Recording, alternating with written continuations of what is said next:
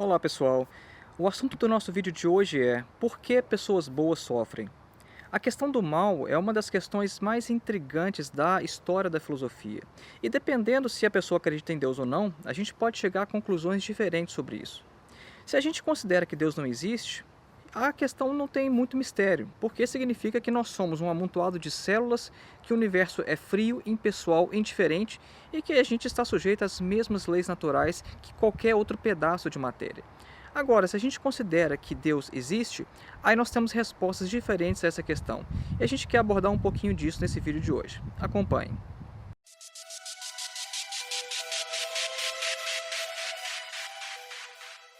Antes de iniciar nosso vídeo, só explicar o local que a gente está aqui hoje.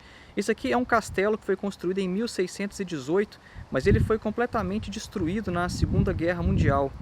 Esse lugar aqui já era habitado mais ou menos no século XIII, e depois do bombardeio dos americanos aqui na cidade de Nuremberg, ele não foi reconstruído, ao contrário de várias outras partes da cidade. Então isso aí que você está vendo de pé é de fato a construção original do século XVII. Bom, a questão sobre o sofrimento no mundo, né? O sofrimento de pessoas boas, né?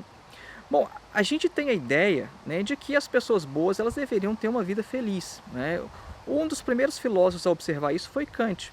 O Kant fala que a gente espera que uma pessoa que tenha uma vida moralmente correta, ou pessoas inocentes como crianças, por exemplo, elas não deveriam estar sujeitas a nenhum tipo de mal.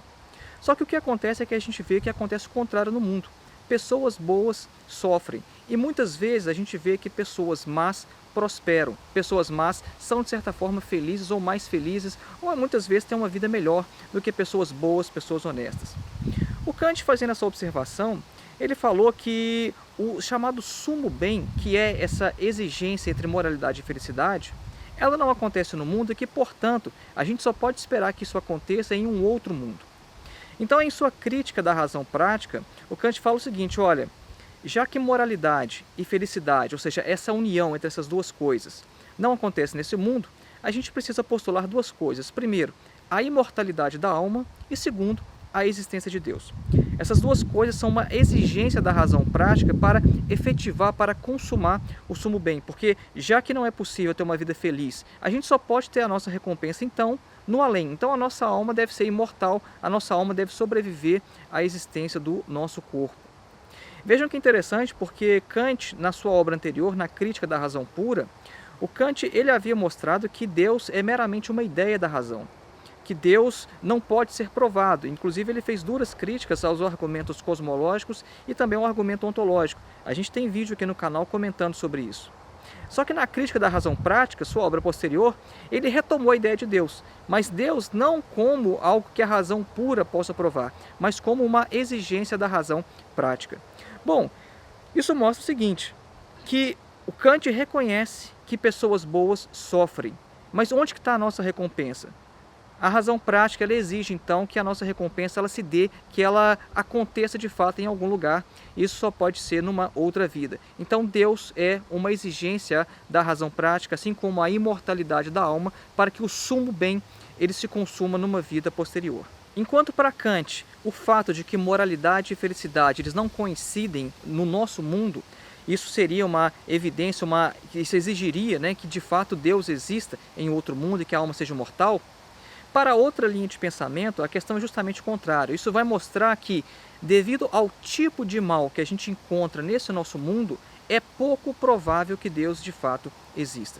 Alguns teólogos eles vão afirmar que o mal que existe no mundo hoje é um mal que pode servir ao nosso aperfeiçoamento moral, né? Então a pergunta, por que a gente sofre? Para o nosso próprio aperfeiçoamento moral. E que no final das contas, no balanço geral de tudo, né, quando o mundo acabar e tiver todo mundo ou no céu ou no inferno, a gente vai ver para que o mal que a gente experimentou aqui, ele serviu. Ou seja, é uma coisa que a gente só vai entender no final das contas. Bom, só que alguns filósofos observam que certo tipo de mal que acontece nesse mundo, ele parece não cumprir sentido algum. Eu vou então ilustrar aqui com uma situação hipotética. Imagina uma criancinha que cai num desfiladeiro ou que cai num poço, por exemplo. É uma criança muito pequena, ela mal consegue falar, né, mal consegue andar, mas um dia ela cai num poço e aí os seus pais não sabem onde ela está. Só que imagina que essa criança ela não morra imediatamente, Imagine que ela cai, ela quebra alguns ossos, ela se machuque bastante e ela fica passando fome, sede, frio e muita dor por vários dias antes que por fim ela venha a falecer. Os pais dessa criança sabem unicamente que ela sumiu. Eles não sabem o sofrimento que ela passou. A questão é, esse sofrimento, será que ele visa algum aperfeiçoamento moral? De que adiantou esse tipo de sofrimento? Um sofrimento sobre o qual ninguém ficou sabendo. Né? Porque se Deus existe, Ele foi o único que ficou sabendo que essa criança sofreu isso tudo antes de morrer. Se fosse a questão do aperfeiçoamento moral dos pais dessa criança, a gente poderia simplesmente dizer que seria suficiente que a criança tivesse sumido. A criança sumiu, os pais sentem a angústia de ter perdido um filho, mas a criança não precisaria ter sofrido daquela forma. Então esse tipo de sofrimento, ele não parece cumprir nenhum propósito de aperfeiçoamento moral. E a questão é, o tipo de mal que existe no mundo, ele indica antes que é pouco provável que Deus exista. Pelo menos o Deus como é colocado na tradição judaico-cristã. O Deus com a característica de ser todo-poderoso e todo-bondoso. Um Deus que é todo bondade. É o famoso paradoxo que Epicuro colocava já na antiguidade. Porque se Deus é todo-poderoso e todo-bondoso, por que existe o mal no mundo? Se Ele é todo-poderoso, então Ele pode acabar com o mal. E se Ele é todo-bondade, Ele quer acabar com o mal. Mas vejam bem, o mal mesmo assim existe no mundo. E às vezes um mal que parece não cumprir propósito algum. Então, se Deus ele tem o poder de tirar o mundo, mas não tira, é porque Ele não quer. Agora, se Ele quer e não tira, é porque Ele não pode. Agora, as três coisas não podem coexistir, ou seja, o mal no mundo, Deus ser todo-poderoso e Ele ser todo-bondade. Então veja que para responder essa questão, por que pessoas boas sofrem, a gente tem aí pelo menos duas alternativas e elas dependem se a gente está num campo de pensamento que considera a existência de Deus ou no outro campo que considera que Deus não existe. O que eu falei no início, se a gente considera que Deus não existe, a gente não tem muito o que falar, porque essa questão de bondade, pessoas boas sofrerem, isso não faz o menor sentido, porque a gente é unicamente matéria e a gente está sujeito às leis físicas, às leis da natureza. A gente é apenas matéria que sente, a gente é apenas matéria com sensibilidade. Agora, se a gente considera que Deus existe, então a questão é outra. A gente tem aí essas possibilidades. Talvez o sofrimento possa apontar para a existência de Deus e isso pode nos dar uma certa esperança de que, no final das contas, tudo isso vai ser recompensado. Agora, por outro lado, a gente não sabe se Deus realmente existe e o tipo de mal que há no mundo parece indicar que Deus de fato não exista, que é pouco provável que um Deus com essas características possa existir e do alto observar todo tipo de sofrimento que há no mundo.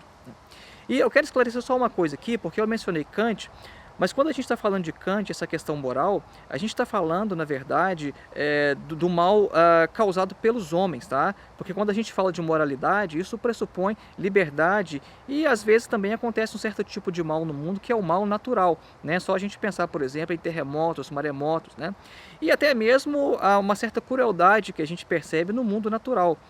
O Charles Darwin, por exemplo, quando ele passou a observar certas coisas tão cruéis que existem no mundo natural, ele teve a sua fé abalada. Charles Darwin, ele era cristão, mas ele não conseguia conciliar ou conceber como que Deus, o Deus que ele sempre ouviu falar, que ele aprendeu na igreja desde criança, como que aquele Deus, ele poderia, no final das contas, ter criado um mundo onde tais coisas existem. Então foi esse o nosso vídeo de hoje, um vídeo mais curtinho. Deixa o seu like, deixa o seu comentário, o que você pensa sobre esse assunto. Claro que há outras perspectivas que eu não coloquei aqui, Há outras possibilidades de resposta. Se você tiver alguma outra, coloque aí no comentário e compartilhe esse vídeo nas suas redes sociais e se inscreva no canal se ainda não for inscrito. Um grande abraço e até a próxima.